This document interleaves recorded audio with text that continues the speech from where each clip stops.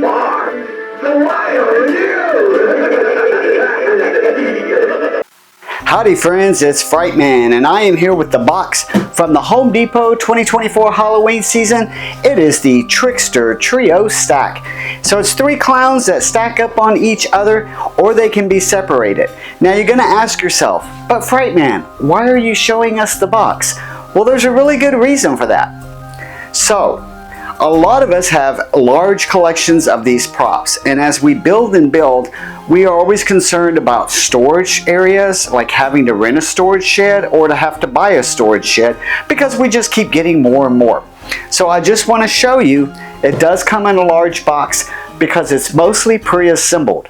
The good thing is, it's easy to put together because it's mostly pre-assembled. However, that does result in a very large box. The other thing I will tell you is I don't need to do a reboxing video. This thing is not packed in a way that you need a degree in packing in order to do it. I will have a few shots at the end of this video that show you how to get it back in the box, but I don't think that's going to last more than a minute. So now, let's build, review, and demo the Home Depot Trickster Trio Stack. Say that 3 times real fast.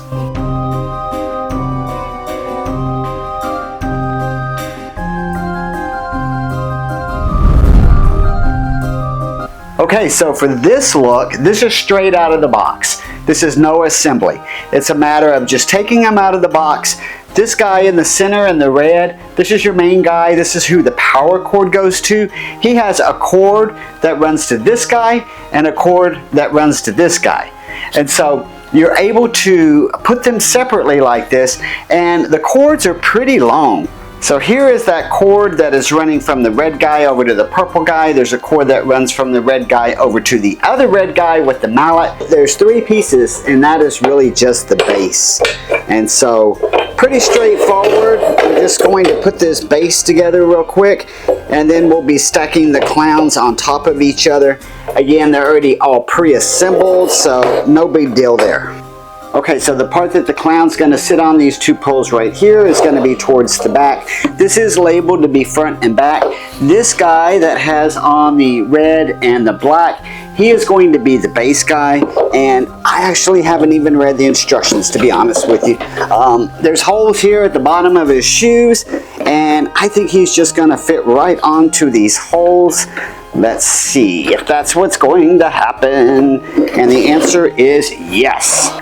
Okay, our next guy to stack is going to be this purple guy. So on all of these clowns, there is just a pole that runs from basically between the legs up to the back of their backbone, essentially. And that is what we're using to do the stack here. So there's already a pole that runs through each of these clowns, and you are just going to push that down, lock that pin into place, and we'll be good to go. So when trying to bring a guy onto the stack, I did notice that you can't just put it straight down. You pretty much have to put the feet way out here and put the waist or the inseam right here for it to go down. So let's grab our red guy, and if you notice, the lights are on. So that is one option that they do have, is that they do have a lights on mode. So I am going to feel here on the red guy, right down here in his crotch, and find that hole for the pole, and I have found that. So we're going to go ahead and add him to the stack. So if you watch what I do with these legs, you'll get it. So we want to go ahead and bring this guy over the stack through his crotch, otherwise you're going to mess up the head for the one that you're trying to stack them onto. And these heads, the way that they're assembled onto the clown, it's not a real secure way. I've had these type of props before that use that attachment type, and you have to be really careful with that. But we did get him right in there. We're going to go ahead and pull him down and get him locked in, and that's pretty much it. So we have the 3. Let me back the camera up so you can see this. So let's talk about the Trickster Trio from the Home Depot Halloween 2024 season. It is $199. So the first thing that I'm going to tell you is I would not recommend buying this one online. I would say wait until it's in your store. And the reason that I say that is because the way that it all comes together, packed in that big box, kind of loose. It shifts around a lot, and the box doesn't have a lot of cushion. So if the box gets treated roughly, the box gets banged up and torn. That's what happened to mine. So I think you're going to be better off if you wait until it's in the store. Now, the faces are made out of a hard plastic. The hair, you can kind of play around with the design that the way that you want it, whether you want it flat or whether you want it sticking up. So that's kind of cool. The feet are also a hard plastic, and the hands are hard plastic. The hands do have wire in them. I would not recommend trying to adjust them too much, because the way that these props are usually attached with this wire onto this shoulder, if you move this around too much, it's going to pop off. And when I say pop off, I mean the plastic where it's attached here on the shoulder is going to permanently break, and you're not going to be happy with yourself. There is a slight adjustment that you could do if you actually hold on to the arm like this and you want to bend it here some, but if you try to do some bending in the shoulder, it's not going to have a good outcome. So I'm not sure what company makes these, but I have purchased props from this company before because I recognize a lot of the parts, particularly the part that holds the neck on. And it lets the neck be kind of bouncy, which is cool, but it's just plastic. And the reason that I'm bringing that up is because in the past I have damaged some of mine, not being delicate enough with this piece. So it's not a play toy, so don't let your kids come up and play with it a lot, because that's going to break quick. And when you do use it and pack it and stack it, be aware that this little plastic piece here in the neck, it can break.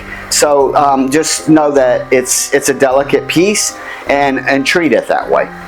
Now, as far as these mouth movements are concerned, it's really cool. So this bottom guy, he is our talker. He is the one that gets the electricity. And he has wires that are going to connect to this guy and connect to this guy. And so this little guy is our main character. And the volume control on this is not super loud. It's fine, but it's not super loud. I would probably say it's probably in my medium range. It does have an option to have a timer on it. So you can put it onto step pad mode, which is nice. You can put it just to an on mode, which triggers from a sensor on this guy's belly. Or you can put it on the timer mode, which is going to run for 6 hours and then cut off. So basically what that means is if you set it for 6 o'clock, it's going to run from 6 to midnight, and then the next day it's going to start up again at 6 and run to midnight. I do like the clothing on this, guys. If you saw in the demo, I did put a black light on it, and it shows up really nice in the black light. So do the feet here, so do his eyes. So some of this is UV reactive, some of it is just the fact that it's white. It picks up well in UV, but he looks pretty cool with the UV light. I would say if you're going to use a UV light to make him pop, I would also use an additional light for the pieces that are not UV reactive. So when I purchased this, I thought I would put the three side by side somewhere in the yard, and I have Art the Clown coming, so I can kind of have a little clown theme, a little section of clowns going on. But now that I see it stacked, I've changed my mind. This is a really cool look, and having this guy with his mallet and everything at the top, I actually like it stacked like this. And oh yeah, another thing I forgot to tell you, on that control box, you also have the option to do a lights only on these. So if you don't want the movement, it's going to be a lights only. So unless they have changed the way that they designed how this mouth opens up, it's basically a motor that's running a little rubber band, and that rubber band is going to eventually pop. And so I'm only telling you that to say that, again, it's not a toy. Don't let your kids come up and play with it. But that band is going to eventually pop. So be okay with the fact that in the future, this guy is almost certain just going to become a static prop as those bands start to pop. You can get in there and change that band, but you kind of have to know what you're doing. So in the case of my little guy here, something's already happened to his mouth, and I'll have to get in there and do a little surgery and fix it up.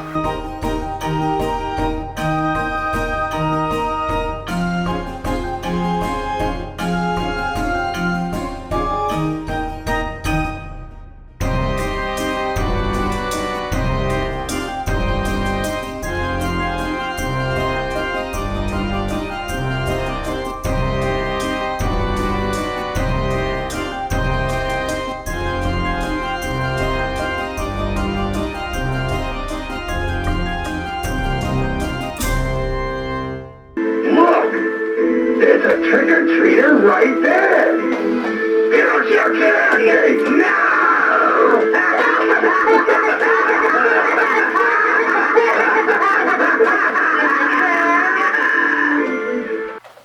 Roses are red.